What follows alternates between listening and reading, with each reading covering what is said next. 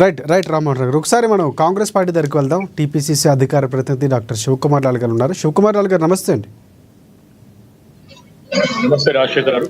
Yes, Shivakumar Lal గారు, ప్రధానంగా కలెక్టర్లపై ప్రభుత్వం చేయాల్సినటువంటి పనులు, లేకపోతే అక్కడ వ్యవసాయ శాఖ అధికారులు సరిగ్గా చేయాల్సిన అవసరం, లేకపోతే కేంద్రం రావాల్సినటువంటి ఇంకా ఫోకస్ దాని మీద పెట్టకుండా ఇక్కడ కలెక్టర్లను ఈ అంశంలో నిందించడం. కలెక్టర్లు చెప్పాల్సిన అవసరం ఉంది. ఆరోగ్య సమస్యల్లో, మిగతా సమస్యల్లో వారు చొరవ చూపించట్లేదు, ఉదయాన్నే 7 గంటల బయటికి రావాలని చెప్పడం ఇవన్నీ సబబే. కానీ ఈ అంశంలో సందర్భం సరైనది కాదు, ముఖ్యమంత్రి గారు మాట్లాడిన మాటలు అని రామ్మోహన్ గారు చెప్తున్నారు. దానికి మీరు ఏకీభవిస్తారా? మీరు చెప్పాల్సిన వర్షన్ ఏంటి?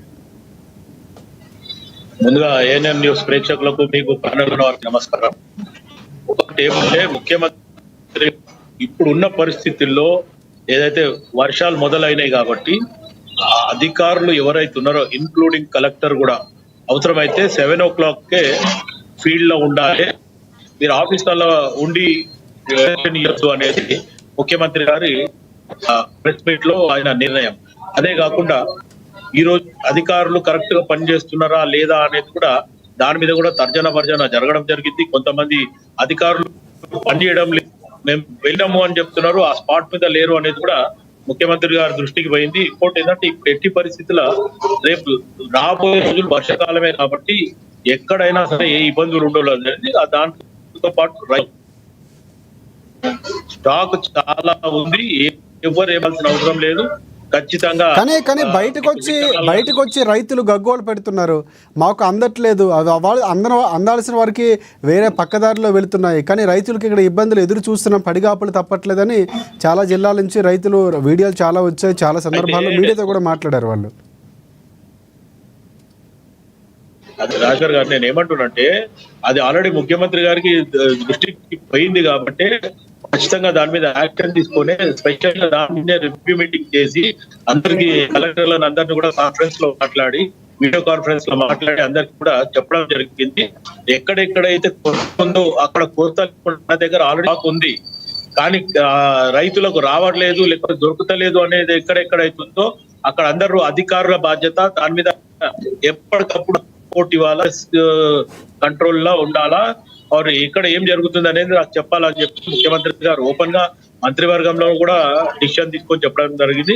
అలా అధికారులు ఎవరైతే ఉన్నారో ఆయనతో పాటు ఉన్నారు, మిగతా మటుకు అంతా వీడియో కాన్ఫరెన్స్ లోనే రావడం జరిగింది. ఈ మొత్తానికి ఇప్పుడు ఇంకోటి వైట్ రేషన్ కార్డుల మీద కూడా వచ్చే నెల 10 తారీఖు వరకు, ఈ నెల 25 నుండి వచ్చే నెల 10 తారీఖు కూడా ఎవరెవరికి రాలేదో అందరికీ కూడా అప్డేట్ చేస్తామని చెప్పడం జరిగింది.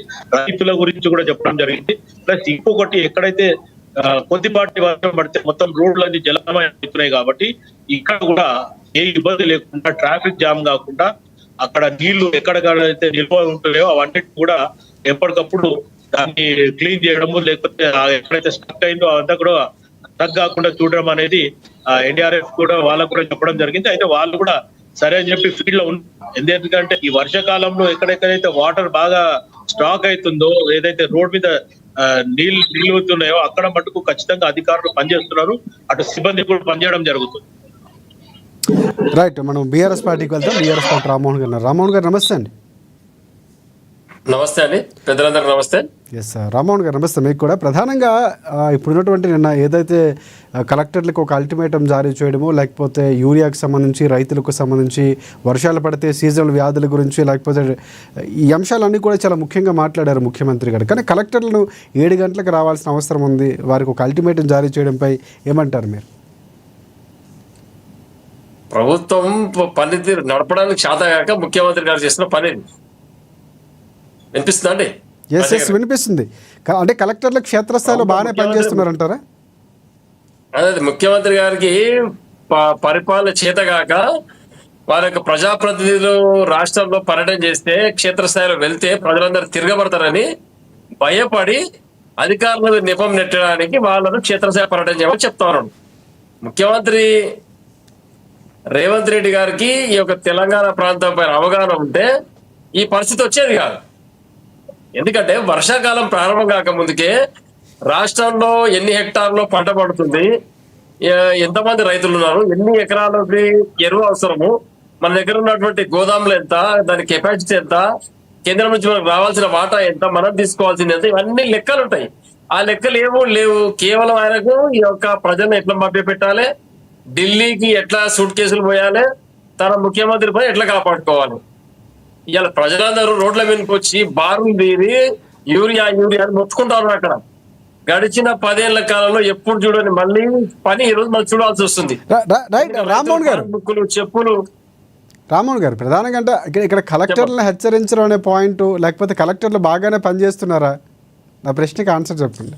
ఫస్ట్ మొట్టమొదటిగా మనకు కావాల్సింది కలెక్టర్లు పని చేస్తున్నారా, కలెక్టర్ సంబంధంగా ఇలాంటి ప్రభుత్వం. ఎందుకంటే నేను మాట అంటున్నాను, గతంలో కూడా ముఖ్యమంత్రిగా కాంగ్రెస్ పార్టీ వచ్చిన తర్వాత కూడా అధికారులు మాకు సహకరించడం లేదు, అధికారులు గత ప్రభుత్వంలో ఉన్నటువంటి వారికి లీకులు ఇస్తున్నారు, సరిగ్గా సహకరించట్లేదు అన్నటువంటి వ్యాఖ్యానాలు వినిపించా బహిరంగంగానే మాట్లాడినటువంటి సందర్భాలు, సో బదిలీలు కూడా జరిగినటువంటి సందర్భాలు. ఇప్పుడు మరొకసారి కలెక్టర్ల గురించి మాట్లాడడం అనేది ఫోకస్ ఉంది. అదే చెప్తున్నా నేను. కలెక్టర్లు అంటే కలెక్టర్లు ఏం చేస్తారండి? మీ యొక్క శాసనసభ్యులు ఏం చేస్తున్నారు? గెలిచిన శాసనసభ్యులు ఏం చేస్తున్నారు? క్షేత్రస్థాయిలో పర్యటన చేస్తే ప్రజలందరూ తిరగబడి తంతారని చెప్పి భయపడి వాళ్ళ ఇంట్లో దగ్గర కూర్చోబెట్టి కలెక్టర్లకు చెప్తా ఉన్నాడు. ఏం చేసినా కలెక్టర్ ఎదుర్కోవాల్సిన అధికారులు కాబట్టి వాళ్ళపైన ఏం చేసినా ప్రజలు తిరగబడ్డా మాకు సంబంధం లేదు చెప్పుకోవడానికి ఈ మాట మాట్లాడుతున్నాడు.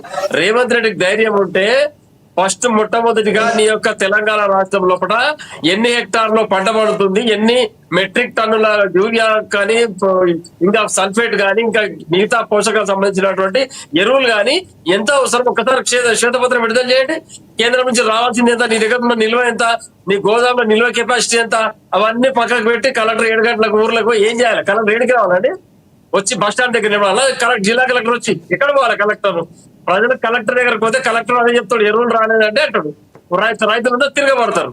ఈయన చేయాల్సింది మొట్టమొదట ఢిల్లీకి పోయి ఈ రోజు పార్లమెంట్ సమావేశాలు ప్రారంభమైనాయి. 8 మంది ఎంపీలు మేమే పెద్ద మునగాలమని చెప్తారు రేవంత్ రెడ్డి. ఎంపీలకు దిశానిర్దేశం చేసి పంపేది ఉండే. ఫస్ట్ వ్యవసాయ శాఖ మంత్రి దగ్గరికి వెళ్ళి ఆ యూరియాకి ఎంత కావాలో మనకు పంపండి, మనకు రావాల్సిన వాటా ఇంత అడిగి ఇమ్మీడియట్ గా ట్రాన్స్పోర్ట్ చేయమని చెప్పాలి. రైతులు ఎవరైతే ఇబ్బంది పడుతున్నారో క్షేత్రస్థల సింగిల్ విండో కార్యాలయం దగ్గరికి వెళ్ళి పడిగాపులు పడుతున్నారు రైతులు. ఒక్కొక్క రైతుకి ఎన్ని బస్తాలు ఇవ్వాలి, ఉన్న సరుకు వచ్చిన వాళ్ళకి ఎట్లా సర్దాలి, దాన్ని ఏమన్నా రేషన్ చేసి ఆలోచన చేసి పద్ధతి ప్రకారం పంచి రైతులకు ఇబ్బంది లేకుండా ప్రయత్నం చేయాలి. ఇది స్థానిక శాసనసభ్యులు ముందుకు పోవాలి. అదొదిలి పెట్టి జిల్లా కలెక్టర్ 7 గంటలకు పోవాలి, మీరు నివేదిక 7 సిఎస్ కు నివేదిక ఇవ్వండి ఇస్తారండి. ఫలానా ఎదుగుబాటు పోయినా నివేదిక ఆశిస్తారు. దాంతో సమస్య తీరుతుందా? సమస్య నీ చేతిలో ఉంది. నీకు పరిపాలన చేత కాదు, నీ ఎట్టి పరిస్థితి రాష్ట్రం నడపలేవు, నీకు మొట్టమొదటి అవగాహన లేదు.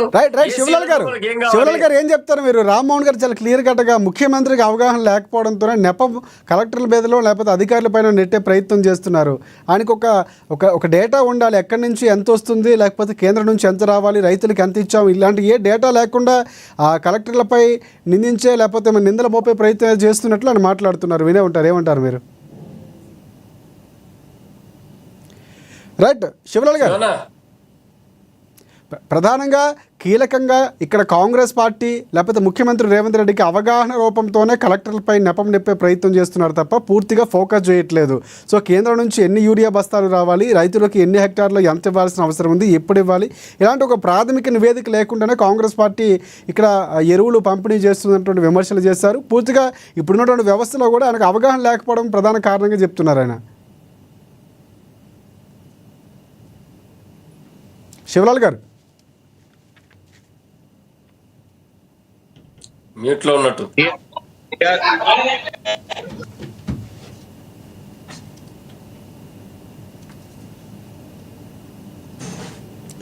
రైట్, ఒకసారి మనం రామ్మోహన్ రావు గారికి వెళ్దాం. ఎస్ రామ్మోహన్ రావు గారు, ఎస్ ఇందాక మాట్లాడుతూ కూడా అంటే శివలాల్ గారు మాట్లాడుతూ ట్రాఫిక్ అంశాలు కానీ లేకపోతే రేషన్ కార్డులు పంపిణీకి సంబంధించినటువంటి అంశాలు కానీ చాలా కూలంకషంగా ఉండే అంశాలు. వర్షాకాలం సీజన్ స్టార్ట్ అయింది అంటే ఈ సీజన్లో డ్రైనేజీ సమస్యలు చాలా తీవ్రంగా ఉంటాయి. ఈ అంశాలు కూడా ముఖ్యమంత్రి అధికారులు కొన్ని దిశానిర్దేశం చేసినటువంటి ప్రయత్నం. ఇందులో రేషన్ కార్డులు పంపిణీకి సంబంధించి మీ అభిప్రాయం ఏంటి? చేత కాకపోతే అరుపులు ఎక్కువ వైట్ పేపర్ ఏమైనా రిలీజ్ చేసిరా? ఎంత యూరియా ఇచ్చారు, ఏమి ఇచ్చింది అనేది ఒక్కొక్కరు కొట్టుకొని వచ్చిర్రు. అప్పట్లో గతంలో 10 సంవత్సరాల యూరియా ఇయ్యలేదు లేదు అది ఇది అని చెప్పి రైతు వేదికలు పెట్టి ఆ రైతు వేదికల కాడ కూడా ఏం చేసిర్రు అంటే చేసిరు అదంట. ఈ రోజు టిఆర్ఎస్ మాట శివలాల్ మాట్లాడితే గారు. అవగాహన లేదు, పాలన రాదు అంటే వినండి. ఇలా కుట్రగానే పాలన పదేళ్ల వచ్చింది. కేసీఆర్ గారి నాయకత్వం లోపల కేసీఆర్ రైతులు ఏమన్నా సుభిక్షంగా వేరే ఉన్నారు. రకంగా ఎక్కడ కూడా రైతులకు ఇబ్బంది జరగలేదు. మంత్రి పదవి ఉండదా? రైతులకు ఇబ్బంది శివాల వినండి, రైతులకు ఎవరికి ఇబ్బంది జరగలేదు. 10 సంవత్సరాల్లో రైతులు సుభిక్షంగా ఉన్నారు, సంతోషంగా ఉన్నారు. రైతు బంధు పడ్డది, రైతు బీమా వచ్చింది, యూరియా అందింది, కరెంట్ వచ్చింది, నీళ్లు వచ్చినాయి, ఎంత అన్ని ఇబ్బంది అసలు పడిందో, పంటలు బ్రహ్మాండంగా ఈరోజు పండినాయి. రైతుల నుంచి కేంద్రం వ్యతిరేకత ఒడ్లు TRS కొనుక్కోకపోతే వచ్చింది. వినండి, కేంద్రం మన ఒడ్లు కొనుక్కోకపోతే పెద్ద ఎత్తున రాష్ట్ర వ్యాప్తంగా ఆందోళన చేసి ప్రతి ఒడ్ల కింద కొనుగోలు చేయాలని చెప్పేసి కేంద్రం పైన ఒత్తిడి తీసుకొచ్చినాం. ధర్నాలు కూడా చేసాం కేంద్రం పైన. మరి మీరు ఏం లేదు, దోస్తాన్ చేసి చోటమియా బడేమియా లాగా తయారయ్యారు అక్కడ మోడీ గారు, ఇక్కడ మీ సార్ రేవంత్ గారు. ఏంటి పద్ధతి? యూరియా లేదు, రైతులు కొట్లాడుతున్నారు, లైన్లు కట్టిందాడ సింగల్ ఆఫీస్ లో కదా, ప్రైవేట్ వ్యాపారుల దగ్గర వాళ్ళకు ఇది కొంటే ఇది ఇస్తామని చెప్పి వాళ్ళ వ్యాపారం బ్లాక్ మెయిల్ చేస్తున్నారు. ఎక్కడ వాళ్ళు రైతులు? Right, అగ్రికల్చర్ ఆఫీసర్లు ఎక్కడ పోయిర్రు? Right, DRS రామ్మోహన్ గారు. క్షేత్రస్థాయి ఒకసారి మనం బండారు రామ్మోహన్ దగ్గరికి వెళ్దాం. ఎస్ రామ్మోహన్ రావు గారు, ఇందాక మనం మాట్లాడుతున్నాం